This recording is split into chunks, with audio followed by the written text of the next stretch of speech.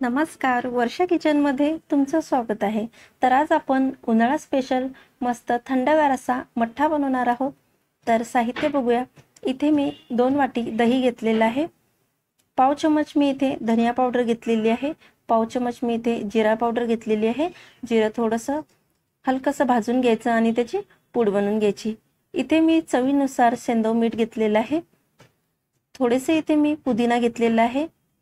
थोडासा कोथिंबीर, थोडासा अद्रकचा तुकडा आणि एक मी इथे हिरवी मिरची घेतलेली आहे। तर हिरवी मिरची, कोथिंबीर, अद्रक याची आपण पेस्ट बनवून घेऊ। तर मिरची आपण थोडीशी तोडून घेऊ म्हणजे ती बारीक होऊन जाईल मिक्सरला। आता यामध्ये अद्रक, कोथिंबीर टाकू आणि एक 3 ते 4 यामध्ये पुदिन्याची पानं टाकू आणि याची पेस्ट बनवून घेऊ।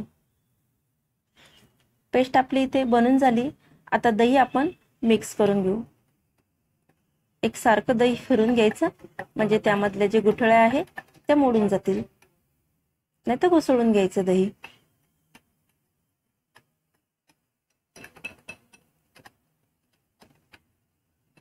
तर छान असं आपण दही इथे मिक्स करून घेतलेलं आहे। आता यामध्ये आपण पाणी टाकू।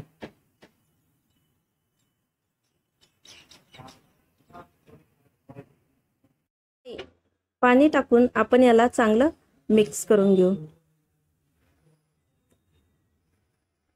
आता यामध्ये आपण जिरा पावडर टाकू, सोबतच धनिया पावडर, चवीनुसार यामध्ये मीठ टाकू।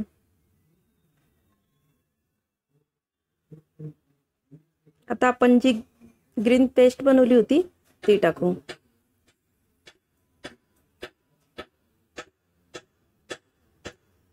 सोबतच बारीक चिरलेला पुदिना आणि कोथिंबीर टाकू।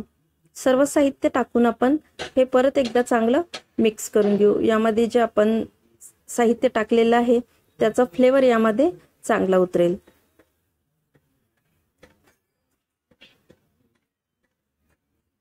छान असं आपण इथे सर्व साहित्य टाकून मिक्स करून घेतलेलं आहे। आता यामध्ये आपण आईस क्यूब टाकू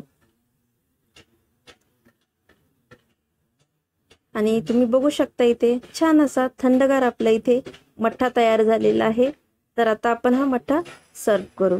तर तुम्हाला ही रेसिपी कशी वाटली कमेंट करा, व्हिडिओला लाईक करा, शेअर करा आणि चॅनलवरती नवीन असाल तर प्लीज चॅनलला सबस्क्राईब करा। धन्यवाद।